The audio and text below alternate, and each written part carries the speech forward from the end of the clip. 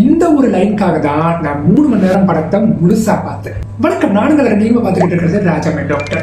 ரீசெண்டாக கப்பல் ஃப்ரெண்ட்லி அப்படிங்கிற ஒரு மூவி ரிலீஸ் ஆகியிருந்தது.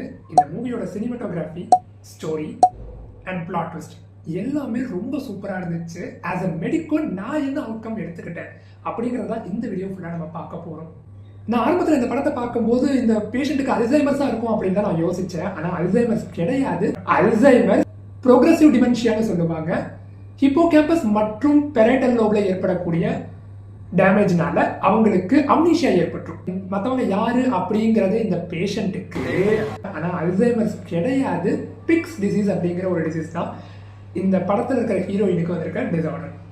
இது ஒரு ரேர் கண்டிஷன், ஃப்ரண்டோ டெம்போரல் டிமென்ஷியா அப்படின்னு இதை சொல்லுவாங்க. சின்ன சின்ன விஷயங்கள் மறக்க ஆரம்பிக்கும், பர்சனாலிட்டியில டிஃபர் ஏற்படும், ஜட்மெண்டெல்லாம் இருக்க முடியாது. அப்படியே போக போக என்ன ஆயிரும் அப்படின்னா அவங்க புது உலகத்துக்கே போன மாதிரி ஒரு ஃபீல் ஆயிடும். யாரையுமே ஞாபகம் வச்சுக்க முடியாது. பட் அல்சைமர்ஸ் இதுக்கு அப்படியே ஆப்போசிட். அல்சைமர்ஸ் அம்னீஷியாவா வரும், பிக்ஸ் டிசீஸ் பர்சனாலிட்டி டிசார்டரா வரும். ஸோ அந்த லைனை கடைசி வரைக்கும் நான் சொல்லவே இல்லை. Life is all about sudden goodbyes, handle with care. இந்த ஒரு லைனுக்காக தான் நான் 3 மணி நேரம் படத்தை முழுசா பார்த்தேன்.